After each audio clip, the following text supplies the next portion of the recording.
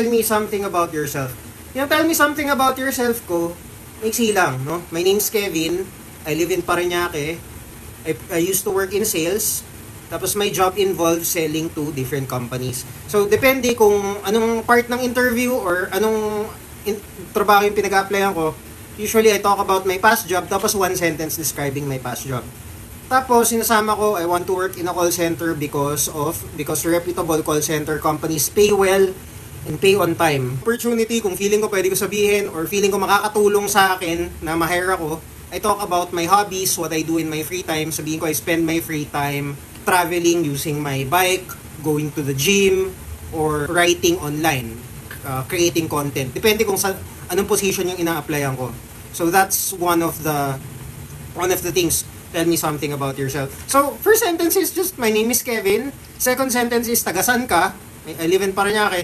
Third sentence is past work or current work. So ngayon I currently work as a project manager for different web development and online marketing companies. So yun yung trabaho ko ngayon. I want to work in a call center. So ako sa case ko kasi online freelancing na ako, I'm looking for opportunities that pay well and that where I could utilize my current set of skills. So kasi yung nature ng trabaho ko, lagi kang natututo ng bagong skill, lagi kang natututo ng bagong tool. So, I'm looking for an opportunity where I can utilize my expertise in ClickUp and project management and web and software development. Tipong ganun.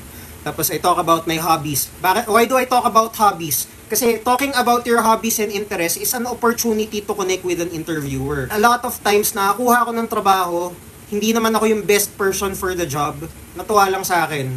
Nagpa-practice ako ng martial arts, kickboxing, Brazilian Jiu-Jitsu. Natuwa si interviewer. Yun yung pinag-usapan namin during the interview. Binigay niya sa akin yung trabaho. Back then, nung bata ako, part-time nagtuturo ako sa gym.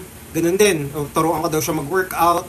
Turuan ko daw siya ng konting boxing, kickboxing. Sige, yun yung ginawa namin. Kahit yung trabaho is sales. So, not related. Talking about your hobbies and personal interests allow you to connect with the interviewer.